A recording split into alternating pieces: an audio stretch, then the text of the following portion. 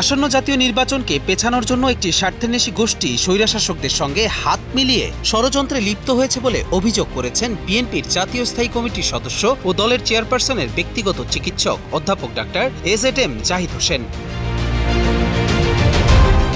12 September বিকেলে গাজীপুরের শ্রীপুরে BNP সদস্য সংগ্রহ ও নবায়ন কার্যক্রমের উদ্বোধন অনুষ্ঠানে তিনি এ মন্তব্য করেন।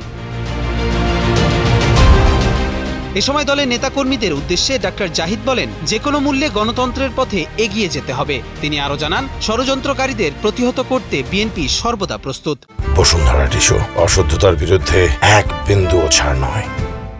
মধ্য ফেব্রুয়ারির নির্বাচনে ধানের শীষের জয়ের মাধ্যমেই ইনশাআল্লাহ আমরা দেখাবো এবং তার মাধ্যমেই আমরা প্রমাণ করব আপনাদের প্রিয় নেতা এস.এম. রফিকুল ইসলাম বাচ্চু এবং এই অঞ্চলে ধানের শীষ আগামী দিনে আপনাদেরকে নেতৃত্ব দিবে এবং আগামী বাংলাদেশ হবে সুশাসনের বাংলাদেশ। কোন অন্যায়, কোন অবিচার, কোন লুণ্ঠন, কোন চাঁদাবাজি, কোন সন্ত্রাসী, কোন দখলবাজি স্থান বাংলার মাটিতে ইনশাআল্লাহ হবে না। বাংলাদেশ জাতীয়তাবাদী দল আগামী দিনে সুশাসন প্রতিষ্ঠা করে।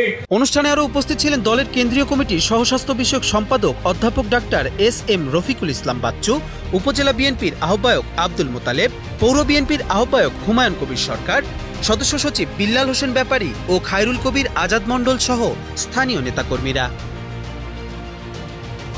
কবির চৌধুরী জয়, কালের কণ্ঠ।